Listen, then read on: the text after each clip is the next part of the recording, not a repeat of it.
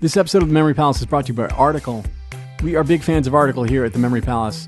This room of the palace, the ballroom where I'm sitting right now, it's palatial, trust me, is lit beautifully by a legit beautiful lamp from Article. This stuff is of extraordinarily high quality. It is truly lovely furniture that's influenced by, mid-century modern and Scandinavian styles. I have a feeling you're really going to like it. If you've never checked it out before, summer and warmer weather is right around the corner here in the Northern Hemisphere. And they really have fantastic outdoor furniture. It's totally worth checking out. Go to article.com and take a look.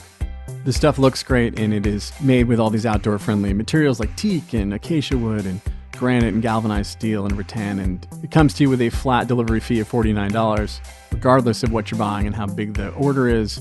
So go to www.article.com/memorypalace and get $50 off your first purchase of $100 or more. That is www.article.com/memorypalace. Go check it out.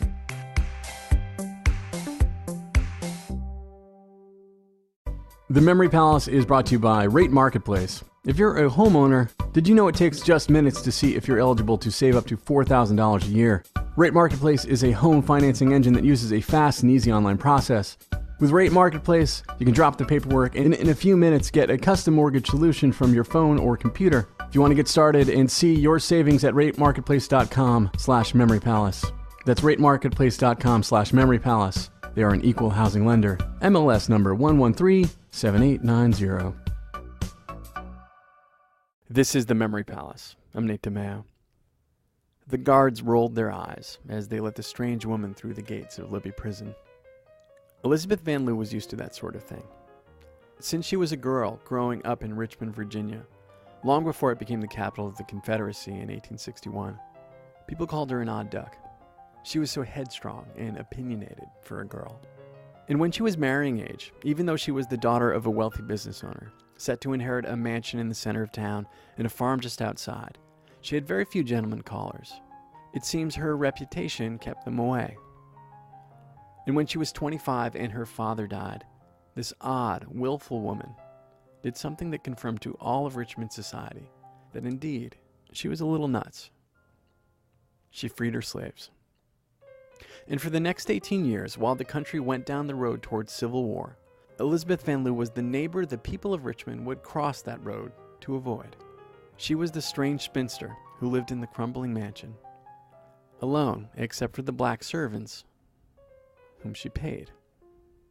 The first Union POWs started showing up at Libby Prison in late spring of 1861, right after the start of the war. And Elizabeth Van Lew did too.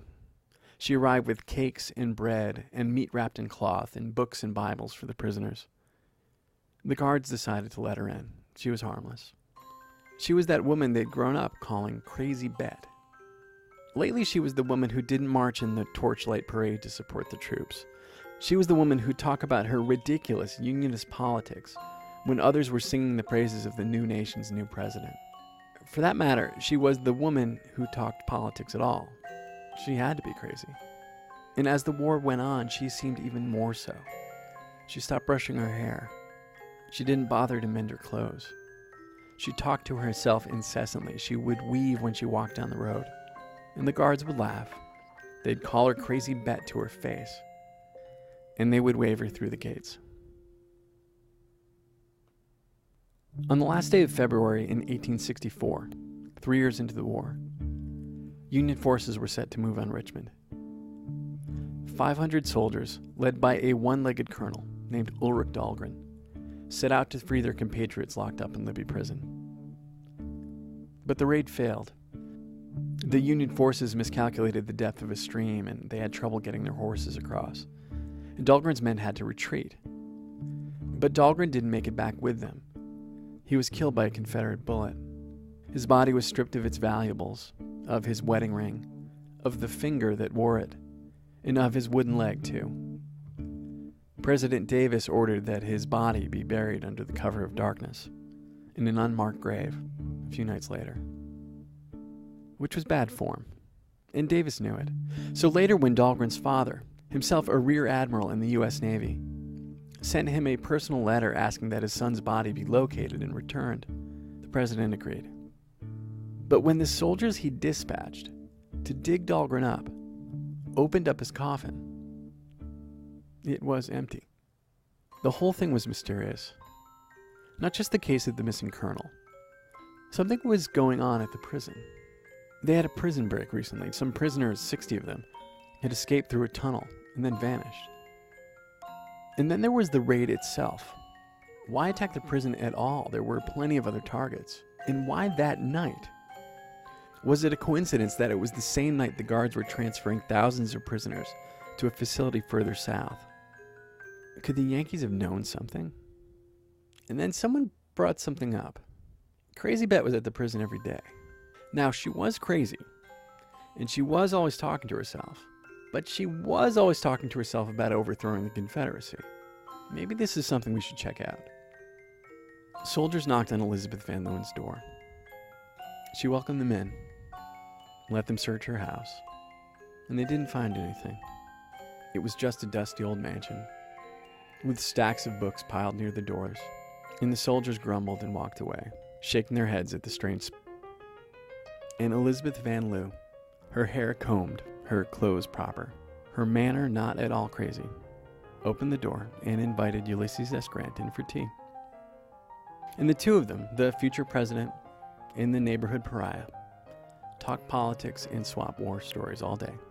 His were tales of 4 years of blood and valor on battlefields at Shiloh and Vicksburg and Cold Harbor and Spotsylvania Courthouse. Hers were tales of espionage, of 4 years playing crazy when she was really gathering information and spreading it out through a network of operatives, most of whom worked right there in her house, her former slaves. She told about how she would lend books to new arrivals at Libby Prison, and she would teach them a cipher that she had developed, and they would return the books, marking out messages in tiny pinpricks. And Elizabeth would pass the book on to one of her employees at the mansion in the city, who would pass the book on to one of her employees at the farm out in the country, who would pass it on to a Union general out in the field. She told them about having overheard the plan to bury Colonel Dahlgren in an unmarked grave, and how she sent out one of her employees to mark that grave, and later to return to dig it up, and transfer the body to a metal coffin, and rebury it on her farm, so it could be given a hero's burial after the war. She told him everything, and he loved it. After the war, when he was president, he thanked her for her service.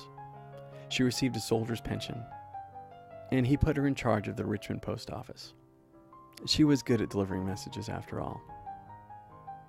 She was never well liked in Richmond, though she lived there after she retired, until her death in 1900.